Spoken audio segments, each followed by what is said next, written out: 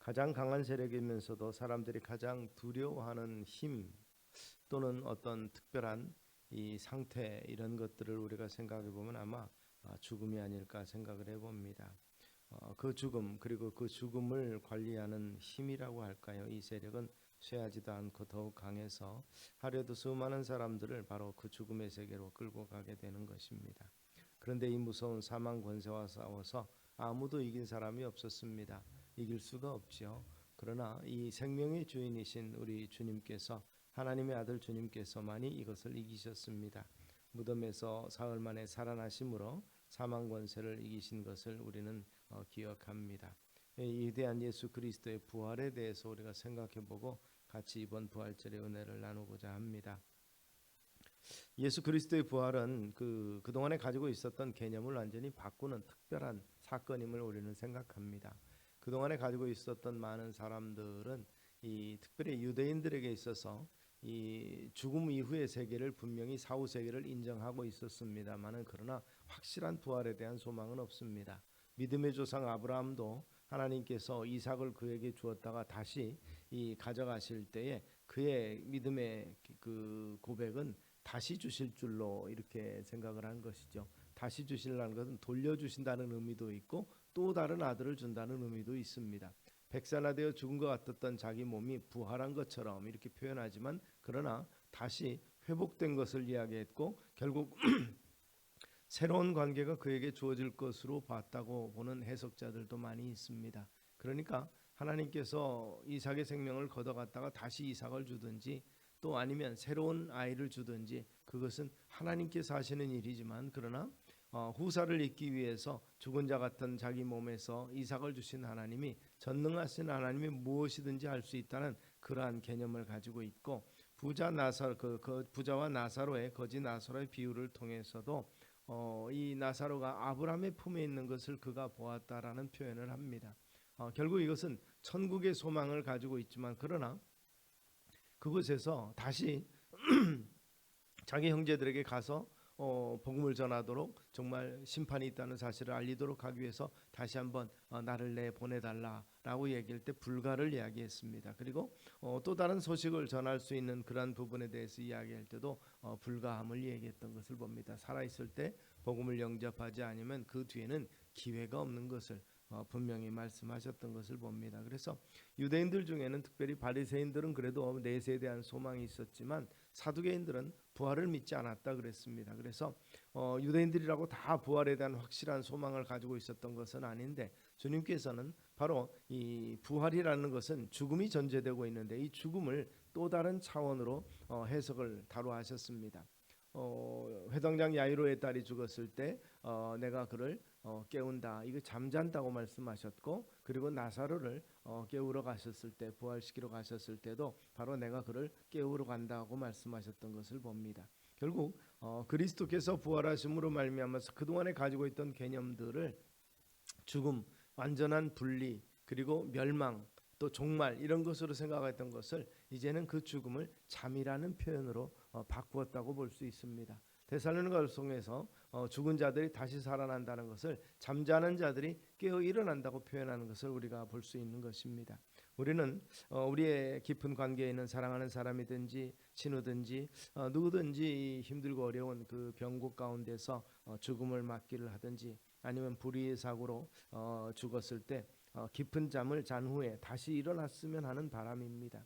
그래서 끝까지 마음을 놓지 못하고 심폐소생이라든지 기타 다양한 여러 가지 의료 활동을 통해서 뭔가 새로운 변화가 일어나면 그래서 잠자듯이 일어나기를 우리가 소망하는데 주님은 우리의 그러한 소망을 완전하게 이루어 주신 것입니다.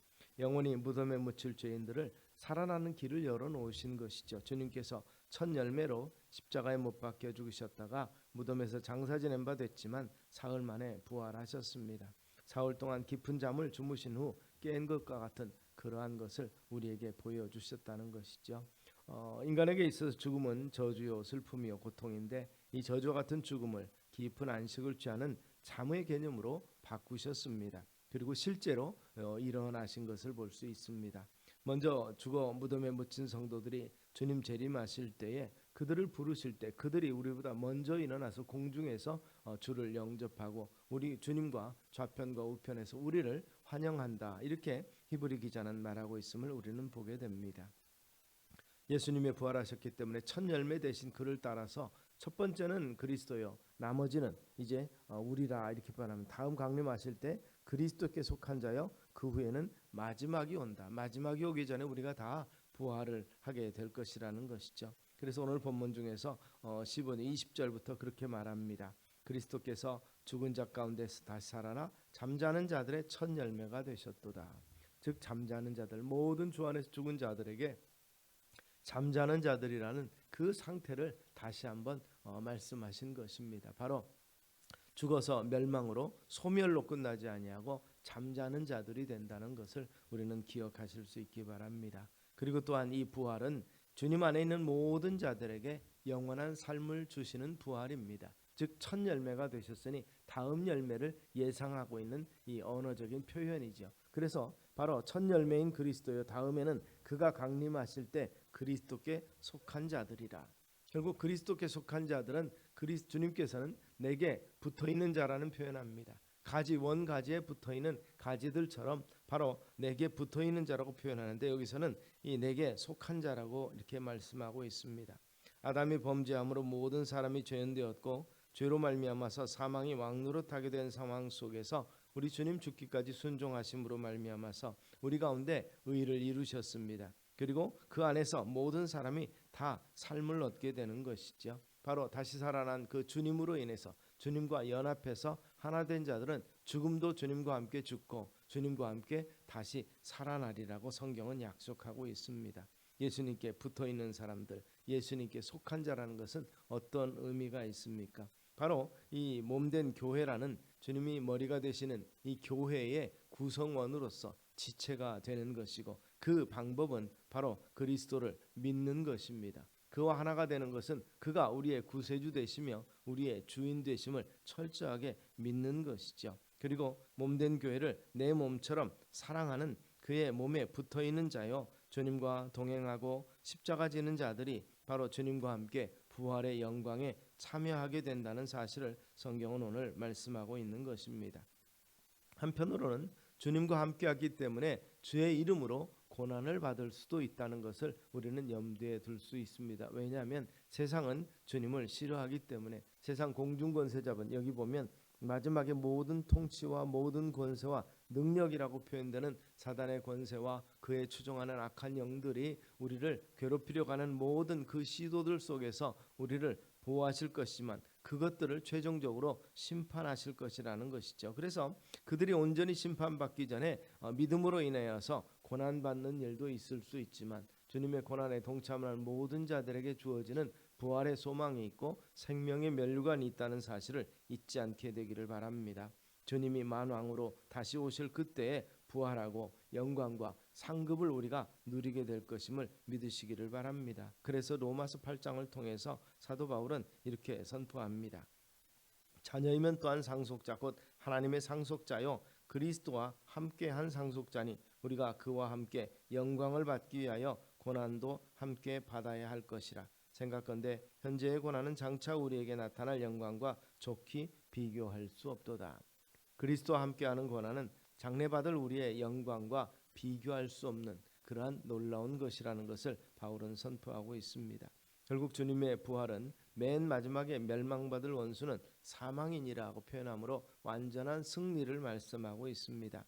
어떤 지혜자도 자기의 지혜로 죽음의 문제를 해결하지 못하고 죽였지만 그러나 이 강한 군대도 힘도 사망을 이기지 못했지만 이 사실 생명을 다루는 의사조차도 자신의 목숨까지도 연장하거나 그것을 해결할 수는 없습니다. 그러나 부활하신 주님만이 사망 권세로 왕노릇하던 사망을 물리치시고 그 옥을 깨뜨렸다라는 표현을 씁니다. 그리고 생명이 왕노릇하여 누구든지 그리스도 안에 있으면 또 예수 믿으면 영생을 얻게 하시는 은혜를 주어졌습니다. 그리고 그 상급과 면류관은 그의 나타나심을 바라는 모든 자들에게라고 표현함으로 말미암아서 이 미래의 소망, 즉 주님 다시 오실 것을 믿고 그분이 심판주가 되셔서 모든 것을 심판하실 만왕의 왕 되심을 믿는 모든 자들에게 사망 권세를 이기는 그 승리에 동참하는 은혜를 우리에게 주신다는 것입니다. 그런데 놀라운 것은 그 같은 권세를 가진 그분이 최종적으로는 바로 그 모든 것을 주관하시는 구속사를 주관하시고 실제 이루시는 그 하나님 앞에서 자신을 복종시키셨다 이렇게 말합니다. 만물을 저에게 복종하게 하신 때 아들도 자신도 그때의 만물을 자기에게 복종하신 이에게 복종케 되리라 이렇게 말합니다. 하나님께서 만유의 주로 계시기 위함이라 만유의 주 되신 그 하나님께 결국 영광 돌리는 일이 될 것이라는 것이죠. 하나님의 영광을 위해서 우리에게도 그 영광에 동참하는 은혜, 축복을 베푸셨다는 것입니다. 주님과 연합해서 죽음의 권세를 이기는 우리가 최종적으로 할 일은 바로 그 죽음의 권세를 이기고 생명 가운데로 우리를 이끄신 그 하나님을 찬미하는 거죠. 찬송하며 그 앞에서 그 영광을 함께 나누는 것이 성도들의 가장 큰 복이 되고 미래의 소망이 될 것을 확신하시는 우리 성도님들 되시기를 소망합니다. 또한 그 권세와 영광과 만왕의 왕권을 만유의 주로서 누리실 그 주님과 모두가 다 함께 왕노릇할 것이라 이렇게 약속하고 있음을 우리가 믿으시기를 바랍니다. 순종을 통해서 높임을 받게 되는 것. 제자들은 주님 나라에 임하실 때 좌편과 우편에 서로 앉기를 원했지만 그것은 주께서 정하는 것이 아니라고 말씀하십니다. 하나님 아버지께서 합당한 자에게 주신다고 말씀하셨는데 바로 그 합당한 자가 이 소망을 가지고 주의 일에 충성하는 자들이 될 것임을 믿으시기를 바랍니다. 부활하신 주님께서 우리에게 영생 소망을 주시고 우리도 주님과 함께 영원히 왕노릇하며 영생의 복을 누리게 될 것입니다. 이 땅 위에서 사망 권세를 멸하시고 영원히 사는 생명이 왕노릇하게 하신 그 은혜를 우리가 찬미하며 감사합니다. 이 생명의 복음이 사망 권세를 이기신 부활의 증인이 되도록 우리를 부르셨다는 사실을 한 번 더 기억하시는 우리 성도님들 다 되시기를 주의 이름으로 축원합니다. 부활의 소식을 듣고 주님께 붙어있는 자 참된 영생과 생명이 그 안에 주어졌고 참된 복락이 주어졌다는 사실을 다시 한번 확신하시는 우리 성도님들 되시기를 주의 이름으로 축원합니다. 기도하겠습니다. 나는 부활이요 생명이니 나를 믿는 자는 영원히 죽지 아니라고 약속하신 그 말씀, 두려워 말라 내가 죽지 아니라고 약속하신 말씀을 믿고 나아가는 우리가 되게 하여 주시옵소서. 죽음은 저주가 아니라 하나님의 영원한 치유가 되고 그 치유 안에서 새 생명을 얻고 부활의 소망을 가지는 믿음의 권속들을 기억하여 주시고 저들 앞에 참으로 새 생명이 열린 것을 인하여서 감사와 기쁨의 삶을 살아가도록 은혜 더하여 주시옵소서. 예수님 이름으로 기도드리옵나이다. 아멘.